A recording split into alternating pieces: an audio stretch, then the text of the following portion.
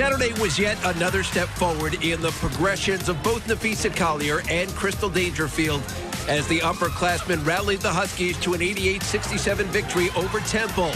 However, despite their scoring efforts, some inconsistencies still linger for UConn as a team. You got 3 veterans and 2 young kids. The chances of getting it right all the time are not great. Tonight, the Huskies look to right those wrongs against SMU, and we're getting you set for all the game action ahead on the UConn Women's Basketball pregame show, and it begins right now.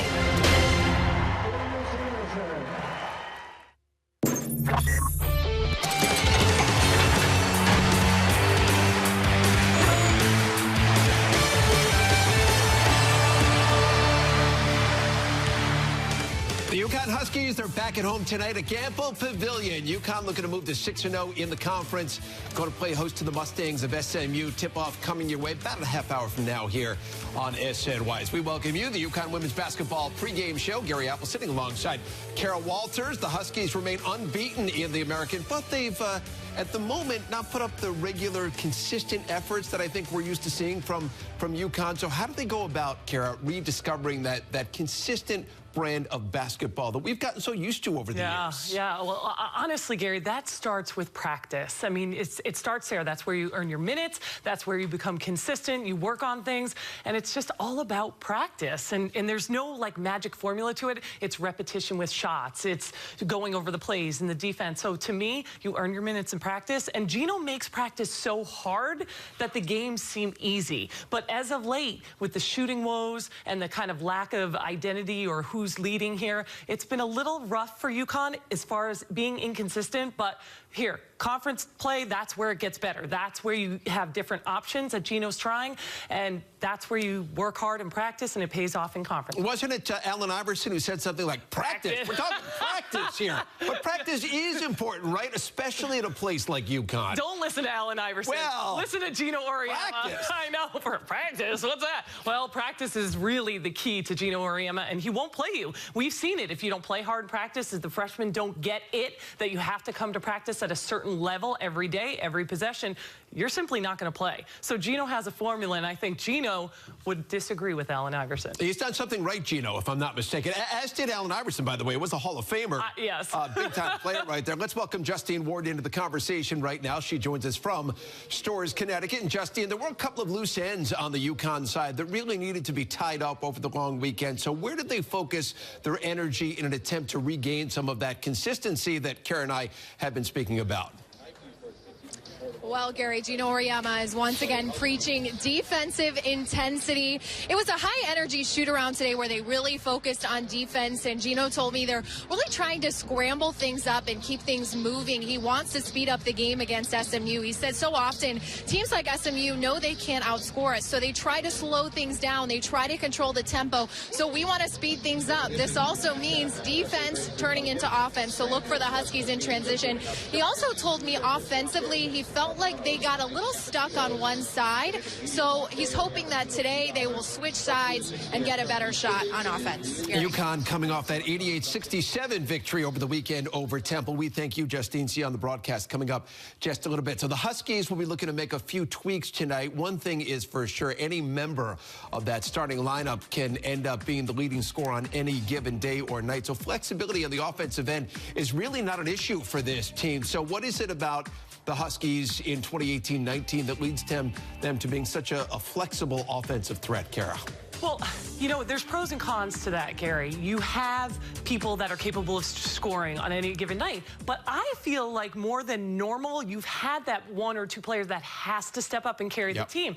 And in the past, you've had more balanced scoring. Now, clearly, it's balanced in the way that anyone's capable of stepping up on any night. But in the past, we've seen, you know, 15, 16, like all the starters having double figures. And in the last couple of games, I think because of the shooting woes, you've had certain people step up, individuals, like we saw Crystal and Nafisa, and Megan had a great game. So you're having those, which is great that you have the talent and the ability to have people be able to step up, but I'd like to see balance instead of one person having to put the cape on that night and take over. In the long run, may this be a positive thing for the Huskies, because we've seen some players emerge, right? We've seen Megan Walker emerge. We've seen at times, and she's struggling right now, the freshman, Kristen Williams. She had that 28-point game against Notre Dame. I know she has struggled in recent days, but the ability for those players to break out, might in the long run that be a positive thing for Gino Auriemma? Of course, a positive thing for Gino Auriemma, and it's positive for the players. Now they're all going to be like, I can have a game like that, and then on one night they're all just going to be on the same cylinder, and they're all going to be scoring, and they're all going to be doing that. But a lot of confidence, especially for the freshmen. Even though Kristen Williams had that big game against Notre Dame early on, she realizes she can do it at this level, so she just kind of has to get back there. But having those options, even in a year that's not as talented for a UConn team, they sure have a lot of people who are capable of scoring. No question. So there is a game tonight. It's not just practice. Right. There is a game, and we're just getting going here on the pregame show here on SNY. Crystal Dangerfield not shy about calling her own number on Saturday. So what changed for the dynamic point guard? We'll discuss that just ahead. But before we head for break, go to take a look at UConn's leading scorer. That's Katie Lou Samuelson, looking to bounce back tonight after a season-low 10 points in that game against Temple. Tip-off coming top of the hour. Karen and I back from Studio 31 in just a moment.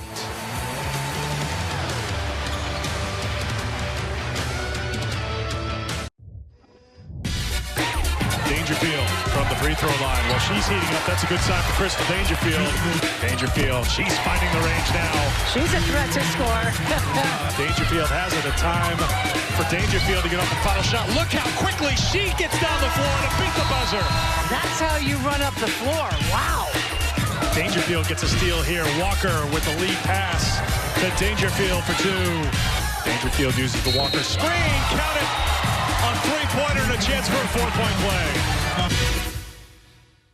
It is time now for Shining the Light. It's presented by Connecticut Lighting Centers. And up until this past Saturday, conference play was not exactly kind to Crystal Dangerfield as far as scoring goes. That all changed, though, against Temple. She had 26 points in that game. She had 9 assists to boot, and she didn't turn the ball over one time. She had a tremendous game in that win over the Owls. So when it comes to Crystal Dangerfield, Kara Walters, what changed for her on Saturday?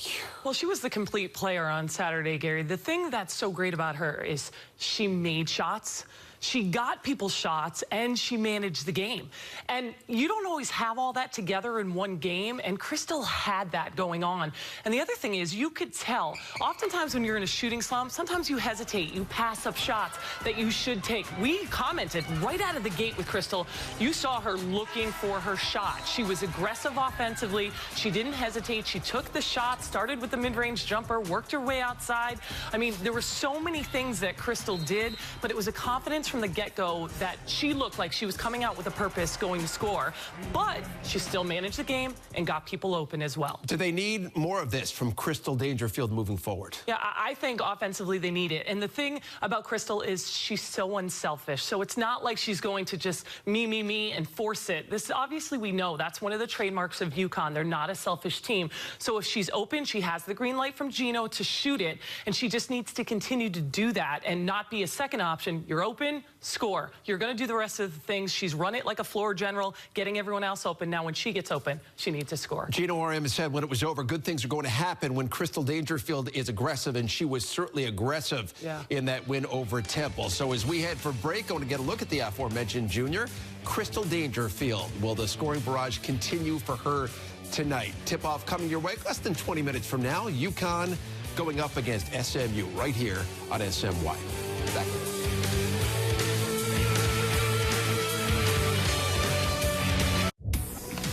Here it is now. Look at UConn's upcoming schedule. It is presented by Town Fair Tire. After tonight, the Huskies' next game in Hartford on Sunday, going up against Central Florida. That it's back-to-back games on the road against Louisville and Cincinnati before returning to Hartford to take on East Carolina. And with more on the Huskies, we'll send it out right now to Eric Fried and Meg Como. They've got the call of tonight's game here on SNY. Good to be back home here at Gamble, ready for UConn and SMU at the top of the hour. And Meg, let's talk about a couple of players. It seems odd to say that Nafisa Collier may have been struggling a little bit when she was averaging 18 points and 10 rebounds a game, but she went off against Temple. This is someone who's been incredibly consistent. Maybe there was a dip by her standards this year, but she seemed like the Nafisa of old. in that win in Philadelphia. Well, she did talk about coming into the season, there was a hitch in her shot, and she wanted to try to change it. And anytime you try to tinker with your shot, there will be some residue, and I think we've seen some of that. But don't forget, she's now a senior and the big force inside, so she's, you know, commanding more defensive presence around her, making it more difficult to score. But as Gino said after that Temple game, someone he never worries about is Nafisa and the way she works and how hard she works. Closing in on 2,000 points and 1,000 rebounds in her career. On the other end of the spectrum is freshman Olivia Nelson-Ododa on the inside, who had some pretty good minutes against Temple, but it has been a wild roller coaster ride for her. Had pretty good performance at Notre Dame. Gino said, well, she just earned herself some more playing time. That went away pretty quickly. How would you assess her performance so far, about midway through her freshman year? Well, I think roller coaster is a good analogy. And hey, she's a young kid. She likes those rides, right? Old guys like you and I don't. But, you know, honestly, the thing with Olivia, she is young. And as a post player, to adjust to the college game and to play the speed and the quickness, which are two different things, and the strength of these players, she's never witnessed anything like this, nor has she dealt with a coach who has demanded as much from her consistently every day. That's what's hard to do for someone like Olivia, is to put it together every single day. First one on the court pregame was Katie Lou Samuelson. She was out here well before everybody else, but when Olivia came out, the first thing she did was go to the free throw line. Something tells me that has been a constant drumbeat that she's hearing from the coaches. That's been a struggle for her. We'll see how UConn handles SMU coming up in just a bit. Back to you. All right, guys, picking up Nafisa Collier, there she is. Huge game against Temple, a team high at a season high 30 points in that game. But that didn't happen by accident. As you heard Meg mention a moment ago, she's made some adjustments to her shot recently, and she shared exactly what that is and was with Justine Ward on Saturday.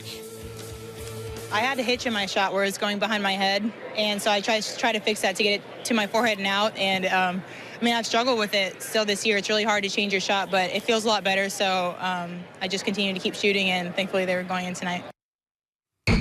So with that as the backdrop, we head into Kara's corner right now. Let's follow up on that right there. A little hitch in the shot that she talks about. We did not see that on Saturday against Temple, but as you went in and looked at things in your lab, so to speak, what did you find? You know, it's so subtle to the average viewer, but that's why we're here, to kind of point it out. And Nafisa, a lot of maturity to see a senior kind of tinker with her shot, because like Megan said, it's not an easy thing to do. So she's done a great job of kind of adjusting. It's a very slight thing that was behind her head, and it's an all one motion thing. When you shoot, it's from your toes to your fingertips, all one motion. And if you kind of come part way up, hesitate, and then continue up, that's part of what she was talking about as far as a hitch in her shot. And coming behind her head also slightly, and now she's brought it to her forehead. She has great follow through, great arc on her shot. Her shot looks good, and she gets her feet planted. She kind of has a jab step, brings it together, gathers. So it's only that little bit of kind of hesitation in the flow, and that little behind the head that she tweaked. And now, and when you tweak something, it's going to take some time to kind of get it consistent, but Gino's not too concerned with Nafisa. She puts the work in, and we saw some great shooting from her. We did. She's got 10 double-doubles on the season so far. And, you know, and you mentioned a moment ago, for a senior to make those sorts of adjustments, right, you would think, okay, I can easily make those adjustments and then get back to being the player that I've been in the past. But any small adjustment like that can throw you off and get into your mind. And so the fact that she has battled through it the way she has, I think it speaks to the quality of a player that she is. Well, yeah, and then she helps other players through that, people that have to adjust their shot and do all the little things. But, I mean, we know, we've seen the leadership senior year, this is it. This is it. You have to take advantage of every moment and everything. And Nafisa Collier, the way she practices every day, she's one of the consistent players, and the intensity she brings to the practice floor really makes a difference. Gino knows what he's getting from her every night. So Nafisa appears to be on the upswing at the moment. Katie Lou Samuelson, she has seen a bit of a reduction in her accuracy from beyond the arc. This season, Katie Lou had improved every season from first 3 years up until now, but she was just 1 of 7 from behind the arc on Saturday. So let's, Professor Walters, take us back into your lab right here. Explain what's behind that downward trend for Katie Lou. Okay, let's start with Katie Lou is a pretty darn good shooter. Yes, she so is. I'm not telling her how to shoot. Again, pointing out to the average viewer what some of the tweaks that Katie Lou could make to her shot to help her a little bit that I've noticed. So Katie Lou Samuelson, oftentimes she gets flat with her shot, and she doesn't get her feet set all the way. She needs to get that arc on her shot. Her elbow above her eyes is really important to get that backspin and that rotation on it. So when she gathers herself, toes pointed towards the target, and really follows through, she's good. But when things aren't going well, she flattens out. That time, no control. She's trying to shoot before she gets the ball in her hands, so she's a little rushed there. And then she just does a good job when she has that arc and that follow through. But you can see here, Gare, see where it's flat on the left, it's out more, and then on the right, more arc, more follow through on her shot. The one thing I would also say about this, even though she made that second one because she had really good arc on her shot, her feet, okay? Her toes need to be towards the target. She's ever so slightly kind of turned the other way. So when she gathers her feet, her toes are pointed towards the target, and she has her elbow above her eye when she follows through. She's got such great rhythm when she kind of gathers that, hey, she's doing well without me, but I just wanted to point out some of the things that could be tweaked that might help her going forward. Well, we're nitpicking a little bit. I mean, she's their leading scorer. She's one of the best players, if not the best player in America in the women's college game. But you talk about having to square up those shoulders, right? The feet and the shoulders, that's huge. But what about the elbow? You've mentioned this to me in the past. That elbow needs to be up high, right? Above your eye when you're finished. The ones we pointed out, you saw her kind of flat here, and the ones that she made it, her elbow was up here with she has a good snap of the wrist. She just has to make sure, because what happens is you start pushing out. Your first movement has to be up and then over, but when you flatten it out, you tend to push out, and it pops to the back of the rim out. So nothing Katie Lou doesn't know, but when she watches game tape, I'm sure that's some of the tweaks that she'll make. And let me apologize right now to the rest of the conference, because now when she does fix her shot, you're all really in trouble. Thank you, Professor Walter. Still plenty more to do on our pregame show. When we come back, we're going to hear from Gino Auriemma on why coaching in games has nothing on the stress of coaching in practice. He'll explain. We're coming right back.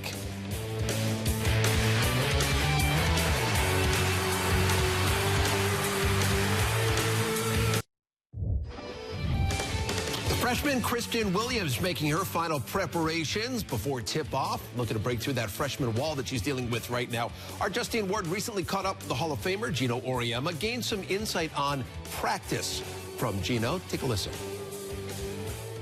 What is more mentally taxing for you, a practice or a game? Here's my biggest concern. We do shooting drills, you make every shot.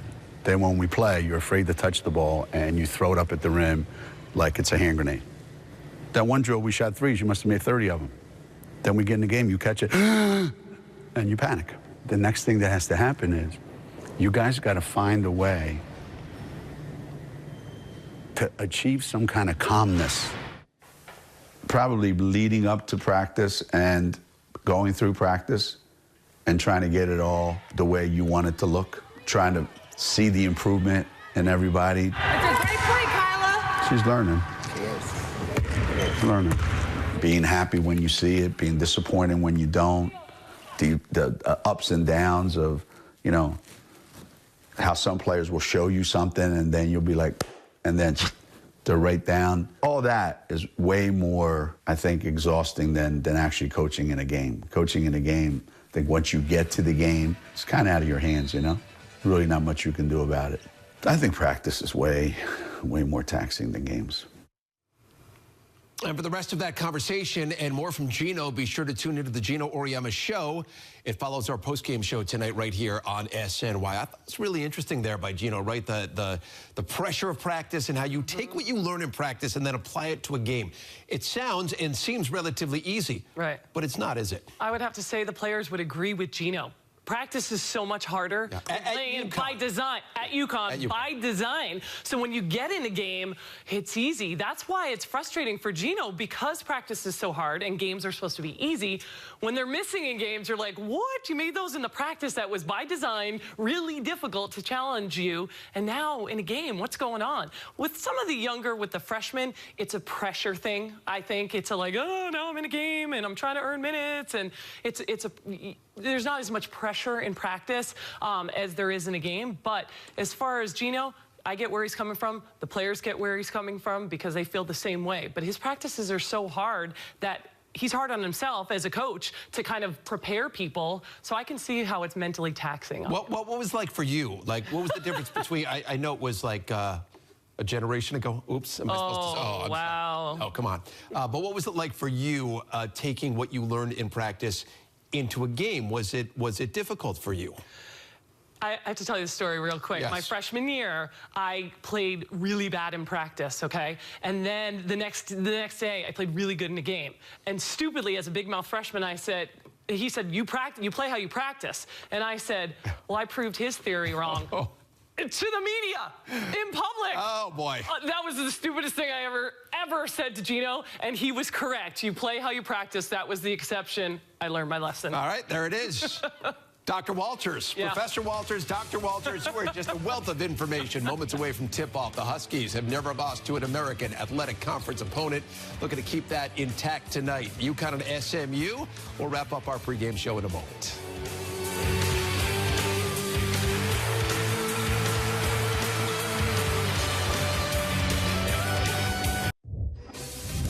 Here we go, starting lineup for UConn, no change. It's the same starting lineup we've seen in the previous 17 games this season. So what about, Carol, what you'd like to see early on specifically from this UConn team tonight against SMU? Well, I think getting out to a quick start. They haven't had one of those big runs, quick start. They also want to be more consistent every quarter. They only had 25 points in the first half of that Temple game, 25 in the third quarter. So being more consistent as the game goes on. And I think Kristen Williams, you have to look for her to have a breakout game. She's been struggling. So I think Gino's looking for it. She's hoping to have it. So breakout game from Kristen as well. What do you see? Are you seeing a lack of confidence from her right now? For sure. Yeah. For sure, lack of confidence, and that starts in practice. I don't think she realizes how hard you have to work every day, every possession, and moving without the basketball. Curious to watch that because she said she's having a hard time learning how to move without the basketball because she always had the ball in her hand in high school. So we'll see if she keeps moving. All right, so Karen and I go to see you back at the half. We ask you to enjoy UConn and SMU. Eric Freed, Meg Como, Justine Ward, all the action from Gamble Pavilion right here on SNY.